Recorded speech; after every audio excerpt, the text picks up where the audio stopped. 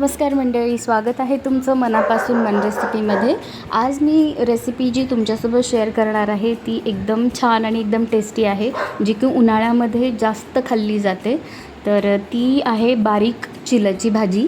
कारण ही रानभाजीसुद्धा म्हणून ओळखली जाते। ही फार पौष्टिक असते कारण ही उन्हाळ्यातच जास्त भेटते आणि उन्हाळ्यामध्ये खाणारीच ही भाजी आहे कारण थंड असते ही खाण्यासाठी। तर सगळ्यात महत्त्वाचं म्हणजे या भाजीला आपल्याला साफ करणं फार गरजेचं आहे। तर बघू शकता ही भाजी साफ करण्यासाठी आपल्याला ह्या ज्या मुळा आहेत त्या आपल्याला काढून टाकायच्या आहेत आणि जी भाजी आहे ती आपल्याला घ्यायची आहे। अशा प्रकारे हिला साफ करून घ्यायचं आहे आपल्याला भाजीला।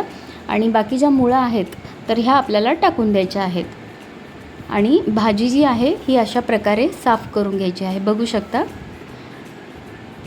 ही अशा प्रकारे मी सगळी भाजी जी आहे ती तोडून घेतली आणि तिला धुण्यासाठी घेतलेलं आहे।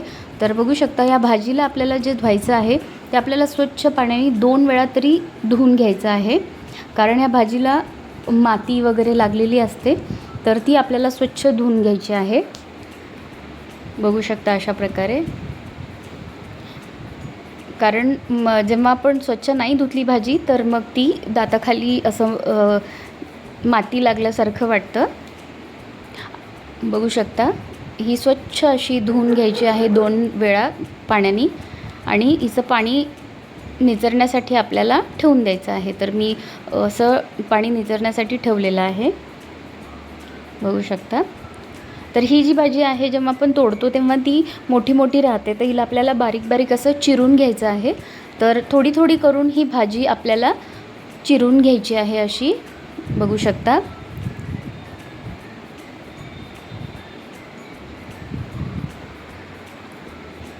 ही भाजी इतकी छान आणि इतकी पौष्टिक असते उन्हाळ्यामध्ये खाण्यासाठी।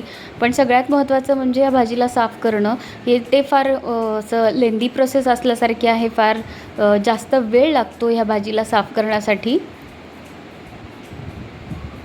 बघू शकता मी अशी बारीक बारीक सगळी ही भाजी चिरून घेतलेली आहे। ही सगळी भाजी चिरून झाली की आपल्याला हिला फोडणी द्यायची आहे। तर ही अशी सगळी भाजी आपल्याला छान व्यवस्थित अशी चिरून घ्यायची आहे। इथपर्यंत जर तुम्ही व्हिडिओ बघितलाच असेल मंडळी तर एक लाईक आणि शेअर करा आणि चॅनलला सबस्क्राईब करा। कारण एक सबस्क्राईब किंवा तुमचा एक लाईक एक कमेंट माझ्यासाठी फार महत्त्वाचा असतो। तो मला पुढचा व्हिडिओ टाकण्यासाठी फार मोटिवेट करतो।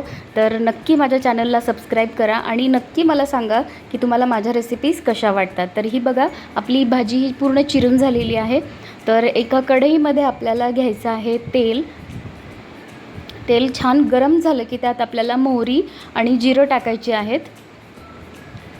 जिरं मोहरी छान तडकली की त्यात आपल्याला टाकायचं आहे बारीक केलेला लसूण वाटून घेतलेला आणि बारीक चिरलेला कांदा। हे छान आपल्याला परतून घ्यायचं आहे तेलामध्ये।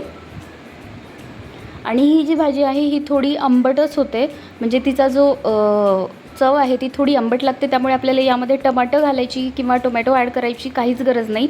थोडंसं मी यामध्ये हिरवी मिरची आणि शेंगदाणे असे वाटून टाकलेले आहेत। आबडधोबडच वाटायचे, आपल्याला जास्त बारीक नाही वाटायचे आहेत कारण त्याच्यामध्ये क्रंचीनेस आला पाहिजे जेव्हा आपण ते शेंगदाणे खातो। थोडीशी हळद ॲड करा आणि थोडीशी लाल मिरची, चवीनुसार तुम्हाला जेवढं तिखट लागतं तेवढं तुम्ही ॲड करा।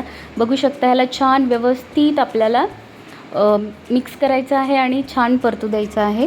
त्यानंतर ही भाजी आपल्याला ॲड करायची आहे। या भाजीला सुद्धा छान मिक्स करून घ्यायचं आहे मंडळी। बघू शकता। आणि या भाजीला शिजण्यासाठी जास्त वेळही लागत नाही, साधारण 5-1 मिनटामध्ये ही भाजी बनून तयार होते। कारण या भाजीला आपल्याला वरतून पाणी ॲड करायची गरज नाही, या भाजीलाच पाणी सुटतं तिचं, त्याच्यामुळे मग त्याच पाण्यामध्ये ही भाजी छान शिजून जाते। तर थोडंसं मीठ ॲड करा चवीनुसार आणि मीठ थोडंसं कमीच ॲड करा कारण या भाजीला मिठाची जास्त गरज लागत नाही। झाकण ठेवून आपण हिला छान व्यवस्थित शिजू देऊयात। तर तयार आहे आपली भाजी। नक्की बनवा आणि मला कमेंटमध्ये सांगा तुम्हाला रेसिपी कशी वाटली। तर भेटूयात पुढच्या रेसिपीमध्ये, तोपर्यंत धन्यवाद।